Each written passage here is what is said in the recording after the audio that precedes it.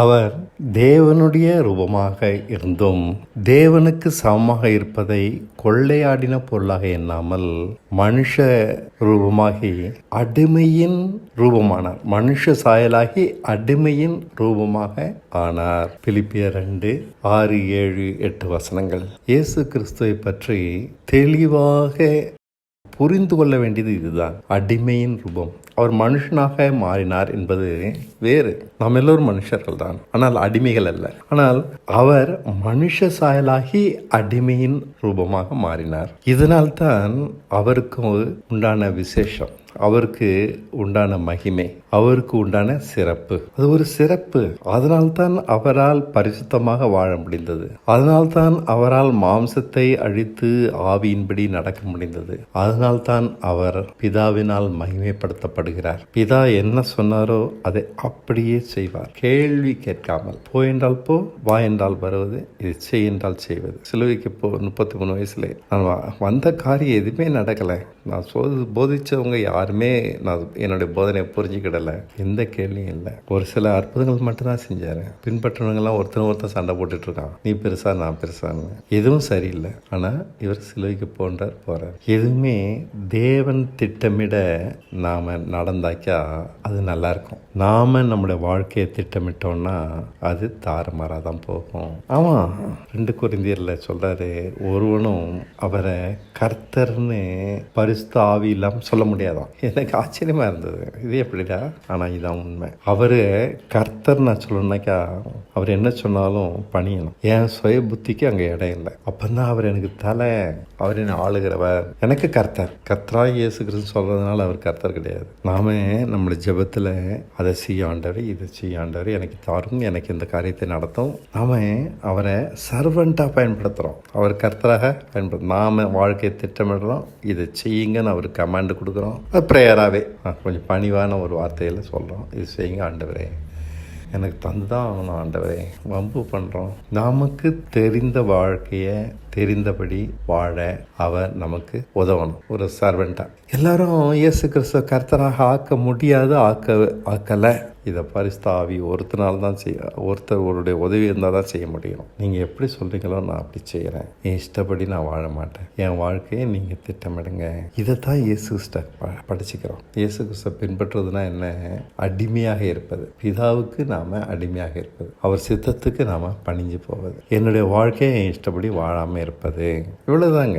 ரொம்ப சிம்பிள். வாழ்க்கையை நம்ம எளிதாக நம்ம முடிச்சிடுறேன். நிறைய நம்ம போதிக்கிறது இல்லை. பிதாவின் சித்தம் மட்டும் செய்யுங்க நான் சொல்லித்தரேன். ஏன்னா இயேசு கிறிஸ்ட இது மட்டும்தான் நான் கற்றுக்கிட்டேன். அவரு இதை மட்டும் செய்யும்போது அவருடைய சாயல் என்ற பூர்ணமாக வர்றதை பார்க்குறேன். சகலமும் சீர்பொருந்தி வருது. நிறையெல்லாம் படிக்கணும். நிறைய அது பிள்ளைங்களை எப்படி வளர்க்குறது, குடும்பத்தை எப்படி நடத்துறது, பணத்தை எப்படி கையாளுறது, நிறையெல்லாம் யோசிக்க வேணாங்க. எதுவுமே வேண்டாம். ஒரே ஒரு பிரமாணம், அடிமையின் ரூபமாக மாறுறது. இயேசு கிறிஸ்ட இதை மட்டும்தான் நான் கற்றுக்கிறேன். இதை மட்டும் கற்றுக்கிட்டா எல்லாத்தையும் கற்றுக்கிட்டோம். இதை கற்றுக்கலைன்னா எதுவுமே கற்றுக்கல. பைபிள் முழுக்க படிச்சிருக்காங்க, நிறைய அறிவு இருக்கு. ஆனால் அவங்களால தேவ சித்தம் செய்ய முடியல. தேவனுக்கு பிரியமா நடக்க தெரியல. எனக்கு நான் ஒரு சபைக்கு போயிட்டு இருந்தேன். அந்த சபை கட்டடத்தை கட்டுறதுக்கு 20 லட்ச ரூபா பணம் போட்டு அந்த காலத்துலேயே கட்ட ஆரம்பித்தாங்க. நான் சும்மா இருக்கிறேன்னு சொன்னேன், சூப்பர்வைசராக போட்டாங்க. நான் சூப்பர்வைசர் சும்மா தான் இருக்கும், போய் பார்ப்பேன்னு போனேன். சில நாட்கள் தான் போனேன். ஆனால் என்னால் அந்த வேலையை தொடர முடியல. தேவன் என்கிட்ட கேட்டார், இவங்க மெட்டீரியல் ஒர்ஷிப் பண்ணுறாங்கப்பா, மெட்டீரியல் ஒர்ஷிப் பழைய ஏற்பாடோடு முடிஞ்சு போச்சுன்னாரு. பொருள்களை கொண்டு தன்னை ஆராதிக்க மறைச்சிக்கிறாங்க. 20 லட்ச ரூபா போட்டு பெரிய இடம் வாங்கி பெரிய சர்ச்சு கட்டி அலங்காரமா வசதியா பெரிய ஆலயம், மெட்டீரியல் ஒர்ஷிப். இது பழைய ஏற்பாடையும் முடிஞ்சு போச்சு. அவங்க வேதத்தை படித்தவங்க, அறிவில் வளர்ந்தவங்க, எல்லாமே பிஹெச்டி பெரிய பெரிய அந்தஸ்தில் இருக்கவங்க. அவங்களுக்கு வேதம் தெரிந்திருந்தாலும் தேவன் என்ன சொல்றான்றது தெரியல. தேவனோட நேரடி தொடர்பு இல்லை. புரியுதுங்களா? தேவ சித்தம் செய்வதுதான் முக்கியன்றது அவங்களுக்கு தெரியல. அவங்களுக்கு தெரிந்த வகையில எது சிறப்போ, எது அவங்களுக்கு மனதுக்கு பிடிச்சிருக்கோ அதை ஆண்டவருக்கு செய்யறேன்னு செய்யறாங்க. நிறைய பணம் போட்டு தன பலத்துக்கு மிஞ்சி பணத்தை சேகரித்து சிறப்பான ஒரு ஆலயத்தை கட்டுறாங்க. ஆனால் கடவுள் அதை மோந்து கூட பார்க்கல. ஏன்னா அது மேலே அவருக்கு பிரியம் இல்லை. அவருக்கு 20 லட்ச ரூபா ஆலயமாக வேணும். வானம் அவருடைய சிங்காசனம், பூமி அவருடைய பாதப்படி. என்னுடைய இருதயம் தான் அவருக்கு வேணும். இதெல்லாம் தூசி, ஒரு பொருட்டே அவருக்கு கிடையாது. பூமியும் அதன் நிறைவும் கர்த்தருடையது. இந்த 20 லட்ச ரூபா ஆலயம் ஒரு பொருட்டே கிடையாது. ஆனால் நாம முட்டாள்தனமாக ஆண்டவரை அணுகுகிறோம். நம்முடைய சுய புத்தியின்படி நடந்தோம்னா அப்படிதான். தேவனை புரிஞ்சிக்கிறதுக்கு முதல்ல அடிமையாகும். அவர் அங்கதான் ஜெயிச்சார். இயேசு கிறிஸ்து ஆதாம மாறி நடக்காத இருக்க அங்கதான் ஜெயிச்சார். ஆதாமுக்கு அறிவு இருக்கு, நல்லது எது கெட்டதுன்னு தேடி பார்த்து அதை செய்யறான். பழத்தை சாப்பிட்டா எனக்கு நல்லது சாப்பிட்றான். நான் இயேசு கிறிஸ்துக்கு நல்லது கெட்டதெல்லாம் தேவையில்லை. இதான் என்ன சொல்கிறாரோ அதுதான் எனக்கு வேணும். இங்கே தான் ஆதாம இயேசு கிறிஸ்து ஜெயிக்கிறாரு. இங்கே தான் நாமும் இயேசு கிறிஸ்துவை பின்பற்றணும். அடிமையின் ரூபமாகி மனுஷ சாயலானார். வெறும் மனுஷன் கிடையாது, ஒரு அடிமையின் ரூபம். அன்பா இருக்க நம்மளுக்கு நிறைய போதனைகள் இருக்கு. ஆனால் அன்பா இருக்க முடியுதா? ஏன் முடியலை? பொறுமையாக இருக்க நமக்கு நிறைய போதனைகள் இருக்குது. சாந்தமாக இருக்க போதனைகள் இருக்குது. இரக்கமாக இருக்க போதனைகள் இருக்குது. உண்மையாக இருக்க எல்லாமே நிறைய இருக்குது. ஆனால் நம்மால் நியாயத்தின் வழியில் நடந்து நீதியின் பிரமாணங்களை கை கொண்டு சுத்தவானாக நடக்க முடியுதா? முடியலை. ஏன்னா நம்மால முடியாது.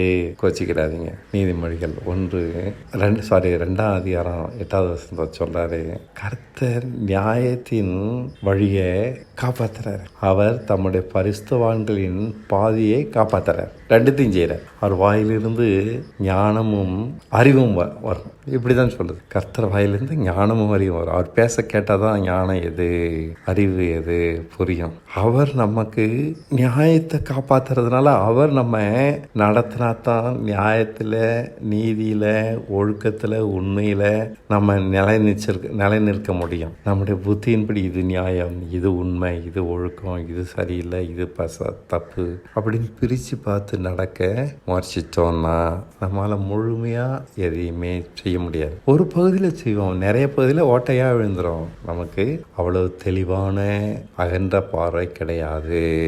அவர் தான் நியாயத்தின் நெறிகளை காப்பாற்றுறவர், நீதியின் பாதையை அறிஞ்சிருக்கிறவர், அறிவியும் புத்தியும் தருகிறவர், ஞானத்தை போதிக்கிறவர். தேவனுடைய வேலையை பாருங்க, எவ்வளவு பெரிய வேலை.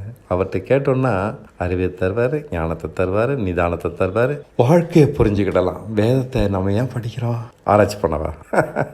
தேவையில்லை. எப்போ இயேசு வருவார் ஆராய்ச்சி பண்ணி அதனால நம்மளுக்கு என்ன பிரயோஜனம்? வாக்குவாதம் பண்ணலாம், தேவையில்லை. நியாயத்தை கற்றுக்கணும், நீதியில் நடக்கணும், நிதானத்தை புரிஞ்சுக்கணும், நற்கிரியில் பழகணும், தேவனுக்கு பாத்திரமாக மாறணும். இதனால் இது நம்முடைய பலத்துக்கு மிஞ்சினது. அதனால தான் வசனம் சொல்லுது, அவர் தமது பரிசுத்தவான்களின் பாதைகளை காப்பாற்றுகிறார். அவர் காப்பாற்றுறாரு. நியாயத்தை போதிக்கிற அவரே நம்முடைய பாதையை காப்பாற்றுறாருன்னா எப்படி? அந்த வழியில் இதுதான் வழி அப்படின்னு வளைஞ்சி நெருங்க எல்லாத்துலேயும் சரியாக நம்ம சீர்பொருந்த பண்ணி நியாயத்தின் பாதைகளை நடத்துகிறேன். உங்களுக்கு விளங்குதா? நியாயம் எதுன்றது நாம் முடிவு பண்ண முடியாது. கோச்சிக்கிடாதீங்க. இது அங்கே உண்மை. நம்மளோட புத்திக்கு ஓரளவு தான் தெரியுது. நிறைய விஷயங்களை நாம் அறியாமலும் உணராமலும் இருக்கோம். முதல்ல மன்னிக்க நம்மளால் முடியுமா? முடியாது. நமக்கு அந்த அளவு பெருகின அகண்ட இருதயம் கிடையாது. அவர் நமக்கு மன்னிக்கணும்னு சொல்லி தந்தால் தான் மன்னிக்க முடியும். பொறுத்து போக சொல்லும் போது தான் பொறுத்து போக முடியும். அவர் நம்மளை கட்டுப்படுத்தும் போது தான் நாம் நீதியிலையும் நியாயத்திலையும் சீர்பொருந்த முடியும். தேவன் தம்முடைய ஜனங்களை பலப்படுத்தி சீர்பொருந்த பண்ணுகிறவர். நான் கர்த்தர் 2 வார்த்தை சொல்லியிருக்கேன். அவர் ஞானத்தையும் அறிவையும் போதிக்கிறவர், தம் ஜனங்களை பலப்படுத்தி சீர்பொருந்த பண்ணுகிறவர். ரெண்டும் தேவனுடைய செயல். நாம அவரால் போதிக்கப்படணும், அவரால் நடத்தப்படணும். அப்போ இந்த 2 நடக்கும். அவர் அறிவையும் ஞானத்தையும் போதிக்கிறவர். 2வது அப்போ நமக்கு தெளிந்த அறிவு உண்டாகும், நிதானம் வரும். 2வது அவர் நம்ம பலப்படுத்தி சீர்பொருந்த, இதுல நீதியிலையும் நியாயத்திலையும் தாழ்மையிலையும் உண்மையிலையும் சகல நற்குணத்திலும் சீர்பொருந்த பண்ணுகிறவர். தேவன் தம்முடைய பரிசுத்தவான்களின் பாதைகளை காப்பாற்றுகிறார்னா இப்படி தான். நம்மளை சீர்பொருந்த பண்ணி நம்முடைய பாதைகளை அவர் காப்பாற்றுறதுனால நம்ம பரிசுத்தவான்கள். அவரால் நடத்தப்படும் போது இவைகள்லாம் நம்மகிட்ட சீர்பொருந்தி வரணும். அப்படி சீர்பொருந்தி வருவதனால நம்ம பரிசுத்தமாகிறோம். இதனால் தான் பரிசுத்தவான்கள். நம்முடைய இருதயத்தை பரிசுத்தமாக்குறது எப்படின்னு நமக்கே தெரியாதுங்க. காலையில் ஜெபம், ராத்திரி இந்த படுக்கும்போது ஜெபம், கோமாளித்தனம். தேவனால் நடத்தப்படுறதான் முக்கியம். என்னை காத்துக்கொள்ளும், அவனை காத்துக்கொள்ளும், இவனை ஆசீர்வதியும், இவனுக்கு உதவி செய்யும், அவனை காப்பாற்றும். தேவனை சர்வெண்ட்டாக உபயோகிக்கிறான். உண்மைங்க, கோச்சிக்கிடாதீங்க, இதுதான் உண்மை. அவருக்கு லார்ட்ஷிப், கர்த்தத்துவத்தை கொடுக்கணும். அவர் ஒரு கர்த்தர், அவர் சகலத்தை ஆளுகிறவர். அவருக்கு நம்ம அடங்க தான் முடியுமே ஒழிய அவரை நம்ம அடக்க முடியாது. இதை செய்யுங்க, அதை செய்யுங்க, நம்ம ஜெபம் பண்ணி நம்ம தேவைகள் தான் பெரிய இருக்க ஒழிய இன்னும் ஜெபம் பண்ண வேண்டியதாக இருக்குதே ஒழிய நம்ம ஜெபம் சுருங்கலை, பெருகிட்டே இருக்கு. நம்மளோட தேவைகள் பெருகுது. இது முட்டாள்தானம், இது சரியான வழி இல்லை. அவரு கர்த்தர், நான் உமக்கு அடங்குறேன், உம்முடைய ஆலோசனையும் உம்முடைய சித்தமும். இது பெருசுங்க. நான் திரும்ப சொல்றேன், இதே தாண்டா சொல்றேன்னு நினைக்கிறீங்க.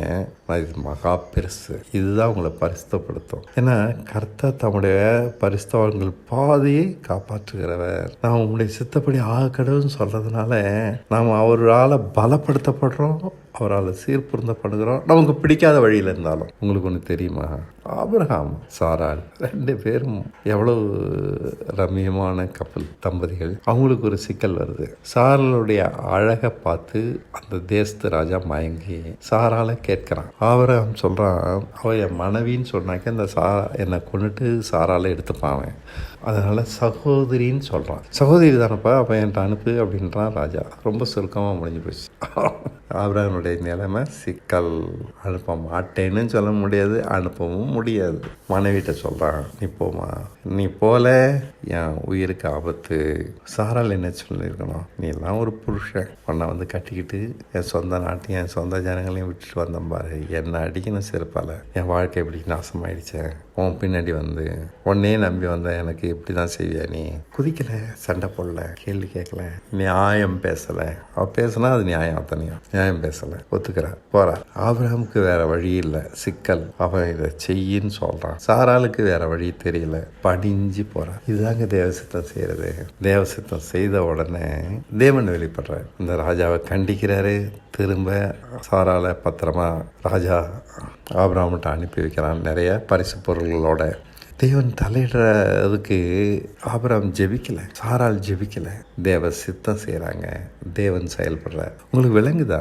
தேவன் செயல்படணும்னா நான் என் பகுதியில் செய்ய வேண்டிய தேவ சித்தத்தை செய்யணும். அதாவது அடிமைத்தனமாக இருக்கணும். ஆபிரகாம் என்ன சொல்லணும், அது செய்யறதான் மனைவியோட வேலை. அதை அவள் செய்யறான். செஞ்ச உடனே தேவன் செயல்படுறார். அவருக்கு தெரியும் ஆபிரகாமுடைய சிக்கல், சாராளுடைய சூழ்நிலை, வாழ்க்கை எவ்வளவு தூரம் வளைவு நெளிவாக இருக்குது.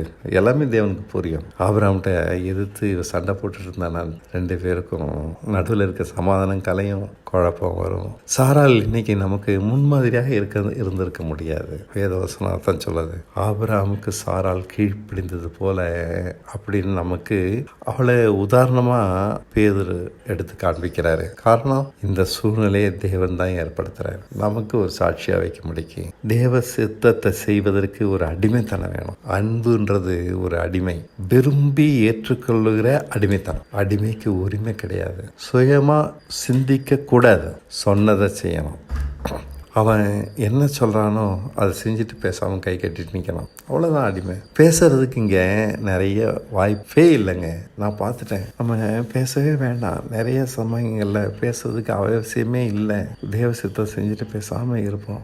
மீதியை ஆண்டவர் பார்த்துக்கிறாரு. நம்மளை நிரூபிக்க வேண்டியது, நீதிமானாக்க வேண்டியது, நம்மளை பாதுகாக்க வேண்டியது எல்லாமே அவருடைய வேலை. நான் அடிமையாக இருந்தால் தான் அதை செய்வார். அடிமையின் ரூபம் எடுத்து இயேசு கிறிஸ்துவை பற்றி ஏன் எழுதியிருக்கு? எனக்கு கொடுக்கப்பட்ட அழைப்பு அது. நான் செய்ய வேண்டிய ஒரே வேலை அதான், அன்புனால தேவ சித்தத்துக்கு அடிமையாக வாழ்வது. இதை நான் செய்யலைன்னா இயேசு கிறிஸ்துவை நான் பின்பற்றலைன்னு அர்த்தம். இதை செய்தேன்னா இயேசு கிறிஸ்துவை சரியா பின்பற்றேன்னு அர்த்தம். அனுதினமும் என்னோட வாழ்க்கை சூழ்நிலையில பல சந்தர்ப்பங்களும் நெருக்கங்களும் வரத்தான் செய்யுது. உங்க வாழ்க்கையும் அப்படித்தான் இருக்கும். தேவ சித்தம் செய்வதற்கு தான் அது ஒரு வாய்ப்பு. இந்த நேரத்தில் நான் எப்படி செய்யணும்? நமக்கு மேலான அதிகாரத்துக்கு பணிஞ்சு போயிட்டாலே போதும், கேள்வி கேட்காம. நம்ம நியாயம்லாம் பேச வேணாம், கலகம்லாம் பண்ண வேணாம். நியாயம் பேசினாலே கலகம் வருங்க, கலகம்லாம் வேண்டாம். பணிஞ்சு போயிட்டாலே போதும், தேவன் நமக்காக எல்லாத்தையும் செஞ்சு முடிப்பார். தலையிடுவார், தேவனுடைய தலையீடு இருக்கும். அவர் பிரச்சனைகளை கையில் எடுத்து அதுக்கான தீர்வையும் கொடுப்பார். சமாதானம் தான் அங்கே இருக்கும். சாராள் பத்திரமா திரும்ப வரா, பரிசு பொருள்களோட ஆபிரகாமை சேர்த்துக்கிட்டு அந்த ஊரை விட்டு போயிடுறாங்க. ராஜா அனுப்பி வைக்கிறான், பத்திரமா போங்கன்னு சொல்லி. ராஜாவுக்கு இப்போ தெரியுது, இவன் தேவனுடைய மனுஷன், இவன் விஷயத்தில் தான் தலையிடக்கூடாதுன்னு சொல்லி பரிசு பொருள்களை கொடுத்து கௌரவிச்சு அனுப்பி வரான். தேவன் அங்கே வெளிப்படுறாரு. உங்களுக்கு விளங்குதா? தீமையினால ஜெயிக்க முடியாது. ஆபிரகாம் சொல்றான்னு சொல்லி இவன் வாக்குவாதம் பண்ணி முரண்டு பிடிச்சிருந்தான்னா ஒன்றுமே முடியாது. ஆபிரகாம் தலைப்பூவும் இல்லைன்னா பிரச்சனைக்கு பதிலே கிடையாது. இழுத்துட்டு போவாங்க, சேவர்கள் வந்து இழுத்துட்டு போவாங்க, ஆபிரகாமும் அழிஞ்சிருவான். இவ பணிஞ்சு போன உடனே எல்லாமே நன்மையாக முடியுது. ஒரு தீமையை ஜெயிக்கிறதுக்கு நன்மை தாங்க சரியான வழி. அதுதான் நம்ம எல்லா சமயத்திலையும் புரிஞ்சுக்கிட வேண்டியது இருக்கு. அடிமைத்தனம் அனுபவத்தில் தான் அது வரும். எவ்வளோ தூரம் நம்ம வாழ்க்கையில் தேவன் கொடுக்குற ஒவ்வொரு தருணத்திலையும் தேவ சித்தத்தை, நமக்கு விரோதமாக இருக்கிற அந்த தேவ சித்தத்தை செய்யும்போது சாராள மாதிரி அவளுக்கு விரோதமான செயலை தான் அவள் செய்கிறா. தேவ சித்தம் உங்களுக்கு விளங்குதா? இதுதாங்க வாழ்க்கை, இதுதாங்க நீதியின் வழி. அவர் நீதியை போதிக்கிறார். நம்ம அப்படி நடக்கும்போது தம்முடைய பரிசுத்தவான்களின் பாதையை காப்பாத்துறார். நான் நீதியை செய்யும்போது தான் அவர் வந்து என்னை காப்பாத்துறாரு. உங்களுக்கு விளங்குதா? ஆண்டவரேன்னு கூப்பிடாதீங்க, ஜெபிக்காதீங்க, கோச்சிக்கிடாதீங்க. செய்ய வேண்டியது நீதி. எனக்கு கொடுக்கப்பட்ட வாழ்க்கையில் தேவ சித்தம் எதுவோ அதை நான் செஞ்சேன்னா தேவன் வெளிப்பட்டு பிரச்சனைகளை அழகாக திசை திருப்பி தீர்த்து தந்துடுவார். இதைத்தான் நம்ம ஆபிரகாம் சாராளுடைய வாழ்க்கையில் பார்க்குறோம். நன்றி. வேறு தருணம் வரும்போது சந்திக்கிறேன். வணக்கம்.